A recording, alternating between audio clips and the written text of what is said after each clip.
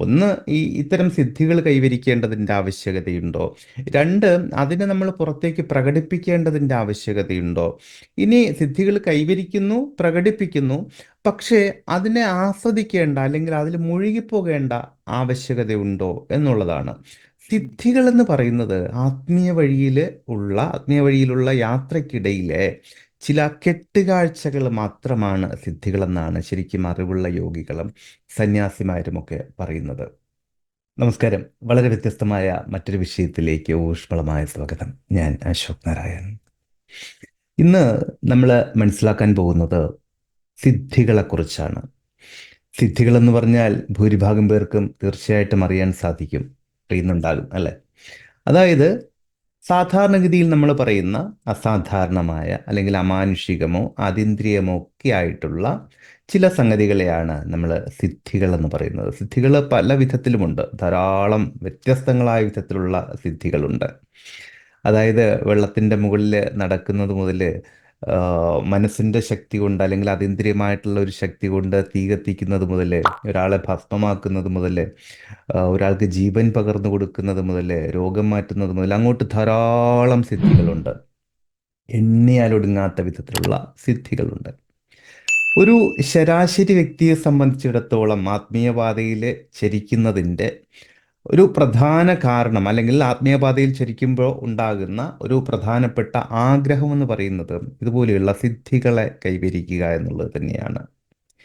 നിങ്ങൾക്കറിയാം, സാധാരണഗതിയിൽ കുറച്ച് നാൾ തുടർച്ചയായിട്ട് മെഡിറ്റേഷനോ അല്ലെങ്കിൽ അതിനാനുപാതികമായിട്ടുള്ള രീതികളിലൂടെ ജീവിതചര്യകളിലൂടെയൊക്കെ കടന്നു പോകുമ്പോൾ ഓരോരോ സിദ്ധികളായിട്ട് കൈവരിക്കാൻ തുടങ്ങും. സിദ്ധികളെന്ന് പറയുമ്പോൾ പലരും വിചാരിക്കും കുറച്ച് നാൾ മെഡിറ്റേഷനിലൂടെ കടന്നു പോകുമ്പോൾ അല്ലെങ്കിൽ മറ്റൊരു ആത്മീയ വഴിയിൽ സഞ്ചരിക്കുമ്പോൾ സിദ്ധികൾ കിട്ടുമോ എന്നുള്ളത്.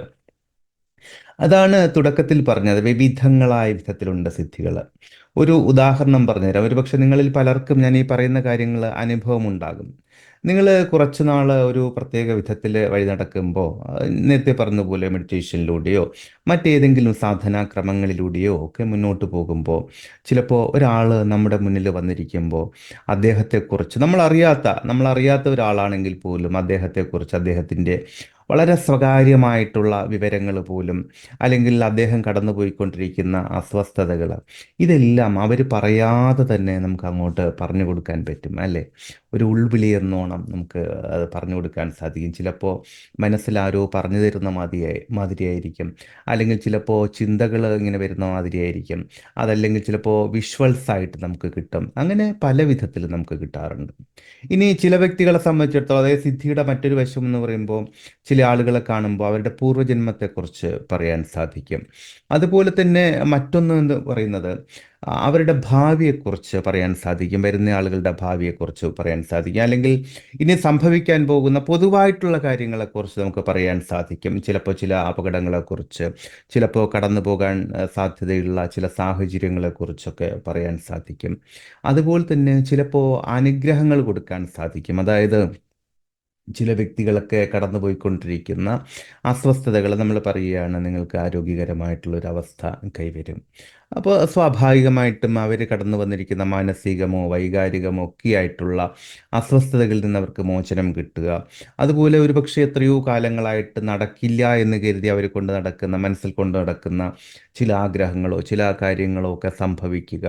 ഇങ്ങനെ ഈ വിധത്തിലൊക്കെ സിദ്ധികൾക്ക് വ്യത്യസ്തങ്ങളായിട്ടുള്ള തലങ്ങളുണ്ട്. അപ്പോൾ ഇതൊക്കെ സിദ്ധികളെന്ന് പറയുമ്പോൾ അതിന് എത്ര പേര് അംഗീകരിക്കുന്നുണ്ട് എന്ന് എനിക്കറിയില്ല. എന്തു തന്നെയായാലും നോക്ക്, സാധാരണഗതിയിൽ ഒരു ശരാശരി വ്യക്തിക്ക് ചെയ്യാൻ സാധിക്കുന്ന വിധത്തിലുമുള്ള കാര്യങ്ങൾ തന്നെയാണല്ലോ. അപ്പോൾ ഇതും സിദ്ധികൾ തന്നെയാണ്. ഇതിനെയൊക്കെ വളരെ ഭംഗിയായിട്ട് ആസ്വദിക്കുന്ന വ്യക്തികളുമുണ്ട്. വളരെ നന്നായിട്ട് ഇതിന് ഇത്തരം കാര്യങ്ങൾ അസാധാരണമെന്ന് തന്നെ കരുതിക്കൊണ്ട്, മറ്റുള്ളവർക്ക് സാധിക്കാത്തത് എന്ന് തന്നെ കരുതിക്കൊണ്ട് വളരെ ബ്യൂട്ടിഫുൾ ആയിട്ട് ആസ്വദിച്ചു പോകുന്ന വ്യക്തികളുമുണ്ട്. അതായത് ഒരാൾ കാണുമ്പോൾ തന്നെ അദ്ദേഹത്തിൻ്റെ കാര്യങ്ങൾ അങ്ങോട്ട് പറഞ്ഞു കൊടുക്കുക, അവരത് സമ്മതിക്കുമ്പോൾ അതിലൊരു നിർവൃതി കൈവരിക, ഇങ്ങനെ കുറേയധികം കാര്യങ്ങളുണ്ട്. അപ്പോൾ നിങ്ങൾക്ക് ഈ വിധത്തിൽ ഏതെങ്കിലും സിദ്ധികളുണ്ടെങ്കിൽ, ഏതെങ്കിലും കഴിവുകളുണ്ടെങ്കിൽ, അല്ലെങ്കിൽ അങ്ങനെ ഏതെങ്കിലും കഴിവുകളുള്ള ആളുകളെ നിങ്ങൾക്ക് അറിയാമെങ്കിൽ അത് ഇതിൻ്റെ ചുവട്ടിൽ ഒന്ന് കമൻറ്റ് ചെയ്തേക്കുക. അപ്പൊ ഞാൻ പറഞ്ഞു വന്നത്, ശരിക്കും ഇതിൻ്റെ എല്ലാം ആവശ്യമുണ്ടോ എന്നുള്ളതാണ്. ഇതിൻ്റെ എല്ലാം ആവശ്യമുണ്ടോ എന്നുള്ളത്, ഒന്ന്, ഇത്തരം സിദ്ധികൾ കൈവരിക്കേണ്ടതിൻ്റെ ആവശ്യകതയുണ്ടോ? രണ്ട്, അതിനെ നമ്മൾ പുറത്തേക്ക് പ്രകടിപ്പിക്കേണ്ടതിൻ്റെ ആവശ്യകതയുണ്ടോ? ഇനി സിദ്ധികൾ കൈവരിക്കുന്നു, പ്രകടിപ്പിക്കുന്നു, പക്ഷേ അതിനെ ആസ്വദിക്കേണ്ട അല്ലെങ്കിൽ അതിൽ മുഴുകിപ്പോകേണ്ട ആവശ്യകതയുണ്ടോ എന്നുള്ളതാണ് ചിന്തിക്കേണ്ടത്. ഇത് വളരെ പ്രധാനപ്പെട്ട, വളരെ എന്ന് പറഞ്ഞാൽ ഒരു ഒരു ആത്മീയ വഴിയിൽ ചരിക്കുന്ന ഒരു വ്യക്തിയെ സംബന്ധിച്ചിടത്തോളം വളരെ വളരെ പ്രധാനപ്പെട്ട ഒരു കാര്യം തന്നെയാണ്.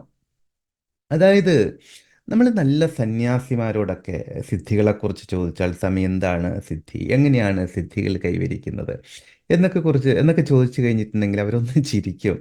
ഒന്ന് ചിരിക്കുന്നതിന്, ആ ചിരിക്ക് ഒരുപാട് ആന്തരിക അർത്ഥങ്ങളുണ്ട്. ആന്തരിക അർത്ഥങ്ങൾ ഞാൻ മനസ്സിലാക്കിയെടുത്തോളം, ഒന്ന്, അവർ ചിലപ്പോൾ വിചാരിക്കുന്നുണ്ടാകാം, പാവം അറിവില്ലാത്ത കുട്ടി എന്ന് വിചാരിക്കുന്നുണ്ടാകും. അതല്ലെങ്കിൽ ഒരു പക്ഷേ നമ്മുടെ ഒരു ഒരു വിവരക്കേടിനെ അല്ലെങ്കിൽ അറിവ് കുറവിനെ അതിനൊരു കളിയാക്കിയിട്ടോ അല്ലെങ്കിൽ അതിനൊരു സഹതപിച്ചിട്ടോ ഒക്കെ ആയിരിക്കും ആ ഒരു ചിരി. മറ്റൊന്ന്, നമ്മുടെ ആകാംക്ഷയെ മനസ്സിലാക്കിയിട്ടായിരിക്കും, അല്ലെങ്കിൽ ശരിക്കും സിദ്ധികളെക്കുറിച്ച് നമുക്കുള്ള അജ്ഞതയെക്കുറിച്ച് ഓർത്തിട്ടായിരിക്കും അവർ ആ വിധത്തിലൊരു മന്ദഹാസം പൊഴിക്കുന്നത്.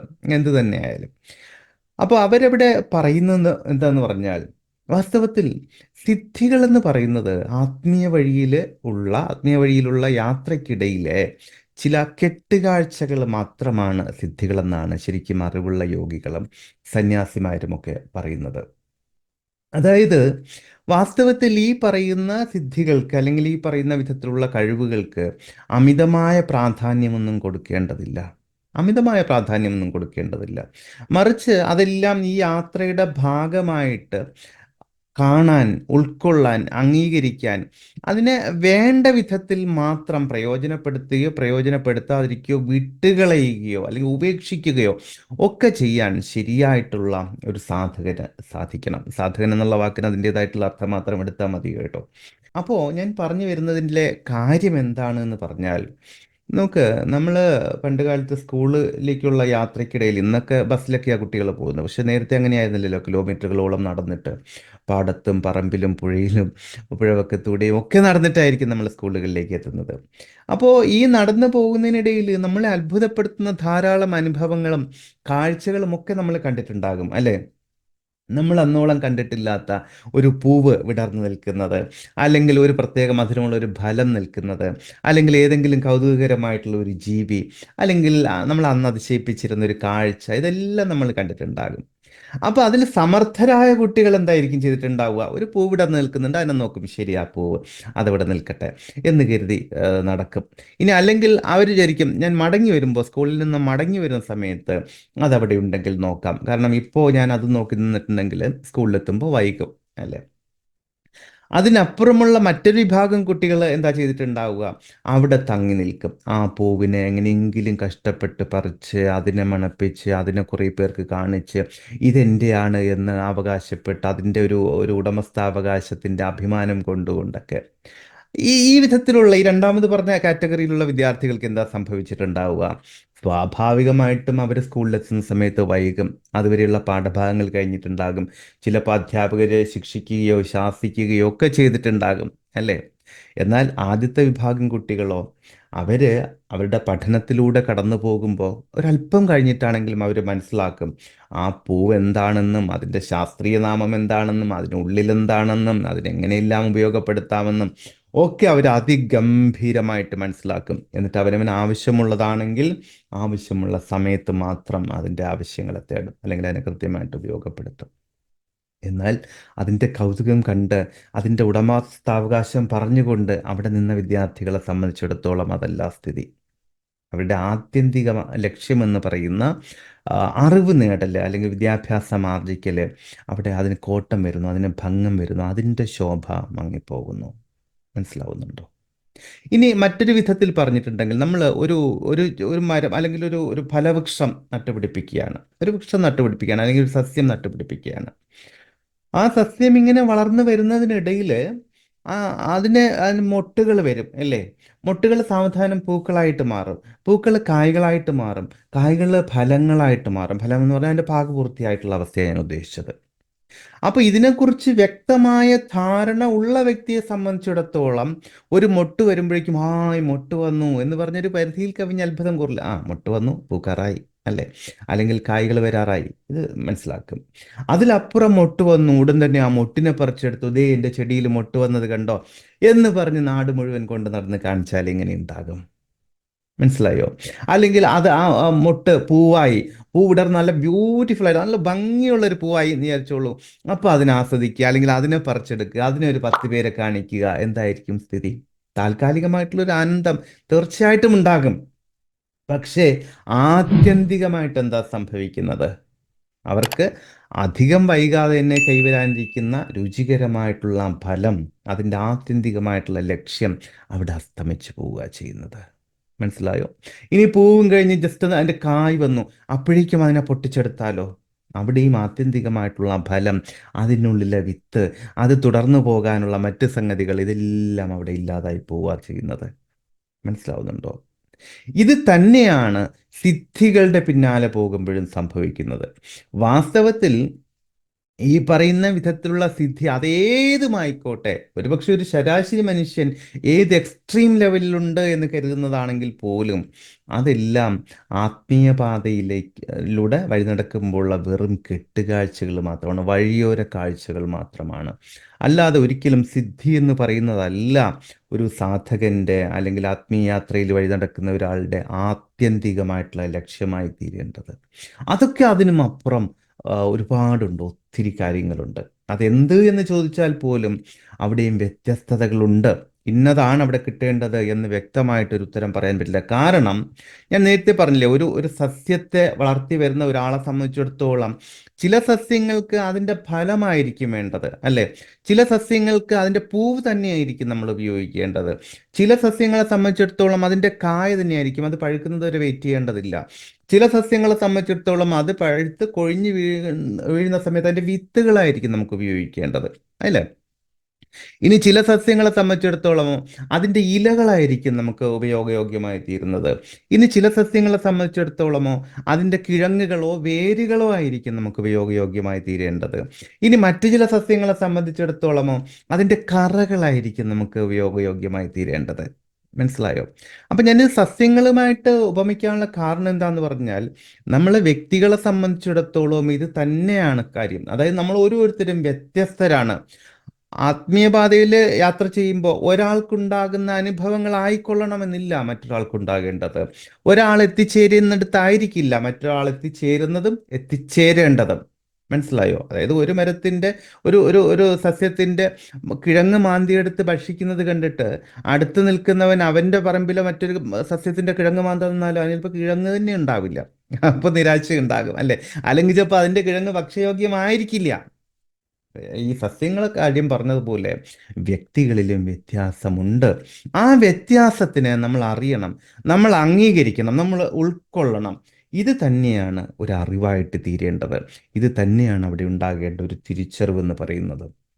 അതല്ലാതെ മറ്റൊരാളുടെ അനുഭവമോ അദ്ദേഹത്തിൻ്റെ അഭിപ്രായമോ മാത്രം കേട്ടുകൊണ്ടാകരുത്, അല്ലെങ്കിൽ അതിനെ മാത്രം മുൻനിർത്തിക്കൊണ്ടാകരുത് ആത്മീയ വഴിയിലെ ചുവടുവയ്പ്പുകൾ. നിങ്ങൾക്ക് ശരിയായിട്ടുള്ള ഒരു ഗുരു ഉണ്ടെങ്കിൽ, ഇന്നത്തെ ന്യൂജൻ ഗുരുക്കന്മാരിൽ പലരും സിദ്ധികളിൽ വിശ്വസിക്കുന്നവരാണ്. വിശ്വസിക്കുന്നത് മാത്രമല്ല, സിദ്ധികൾക്ക് വേണ്ടിയാണ് നമ്മൾ ഇതെല്ലാം ചെയ്യുന്നത്. നിങ്ങളുടെ മൂന്നാം കണ്ണ് തുറന്നു തരാം, നിങ്ങൾക്ക് അങ്ങനെ ഒരു സിദ്ധി ഉണ്ടാക്കി തരാം, നിങ്ങൾക്ക് ഇങ്ങനെ ഒരു സിദ്ധി ഉണ്ടാക്കി തരാം, ഇതെല്ലാം പറഞ്ഞിട്ട് ആളുകളെ പച്ചയ്ക്ക് പറ്റിക്കുന്നവരാണ് ന്യൂജൻ ഗുരുക്കന്മാരിൽ ഭൂരിഭാഗം. എല്ലാവരെയും ഞാൻ അടച്ചാക്ഷേപിച്ച് പറയുന്നതല്ല. നല്ല നല്ല സാധകന്മാരുണ്ട്, നല്ല അറിവുള്ളവരുണ്ട്, നല്ല ഉൾക്കാഴ്ചകളും നല്ല ആത്മീയ ജ്ഞാനവുമുള്ളവരുണ്ട്. അവരെ കൂട്ടിച്ചേർത്തല്ല ഞാൻ പറയുന്നത്, മറ്റൊരു വിഭാഗത്തെക്കുറിച്ച് തന്നെയാണ്. അത് നിങ്ങൾക്കറിയാം. ഇനി അപ്പോൾ പറഞ്ഞു വന്നത് എന്താന്ന് പറഞ്ഞാൽ, വിഷയം പെട്ടെന്ന് വിട്ടുപോയി. അപ്പോൾ പറഞ്ഞു വന്നത് എന്താന്ന് പറഞ്ഞിട്ടുണ്ടെങ്കിൽ, ശരിയായിട്ടുള്ള ഗുരുക്കന്മാർക്ക് അറിയാം നിങ്ങൾ ആരാണ്, നിങ്ങൾ എന്താണ്, നിങ്ങളുടെ പ്രത്യേകത എന്താണ്, നിങ്ങൾക്ക് എത്രത്തോളം എത്താൻ സാധിക്കും, അല്ലെങ്കിൽ നിങ്ങൾ എത്രത്തോളം എത്തണം എന്ന് അവർക്ക് വളരെ കൃത്യമായിട്ടറിയാം. മനസ്സിലാവുന്നുണ്ടോ? അപ്പോൾ ഒന്നുകിൽ അതാത് ഗുരുക്കന്മാരെ, നിങ്ങൾക്ക് ഏറ്റവും അനുയോജ്യരായ നല്ല ഗുരുക്കന്മാരെ തേടി അവരിലൂടെ അറിവുകൾ സമ്പാദിച്ചുകൊണ്ട് യാത്ര തുടരാം. ഇനി മറ്റൊന്ന്, എനിക്കൊരു ഗുരുവില്ലല്ലോ, എനിക്കൊന്നും അറിയില്ലല്ലോ എന്ന് കരുതി എവിടെയും സ്ട്രക്കാവേണ്ട ആവശ്യവുമില്ല. കാരണം ഈ പ്രപഞ്ചം തന്നെയാണ് ഏറ്റവും നല്ല ഗുരു. അവിടെ ഇല്ലാത്ത അറിവുകളില്ല. അവിടെ ഇല്ലാത്ത ഒരു അറിവുമില്ല. പ്രപഞ്ചത്തിന് നമുക്ക് പകർന്നു തരാനാകുന്നിടത്തോളം മറ്റാർക്കും സാധ്യമല്ല. ഗുരു എന്നൊക്കെ പറയുന്ന ഒരു മാധ്യമമായിട്ടാണ് ഞാൻ കാണുന്നത്, ഞാൻ മനസ്സിലാക്കുന്നത്. പ്രപഞ്ചത്തെ നേരിട്ട് നമുക്ക് കൂട്ടുപിടിക്കാം. നമ്മൾ കാതോർത്താൽ നമുക്ക് പറഞ്ഞു തരും. നമ്മളൊന്ന് കൈ കൊടുത്താൽ നമ്മുടെ കൈ പിടിച്ച് നടത്തും. വീണുപോയാൽ താങ്ങി നിർത്തും. അത്രമാത്രം അത്രമാത്രം സാധ്യതകളുണ്ട് ഈ പ്രപഞ്ചത്തിന്, ഈ പ്രപഞ്ചബോധത്തിന്, പ്രാപഞ്ചിക ശക്തികൾക്ക്, പ്രാപഞ്ചികമായിട്ടുള്ള ഊർജത്തിന് ഒക്കെ.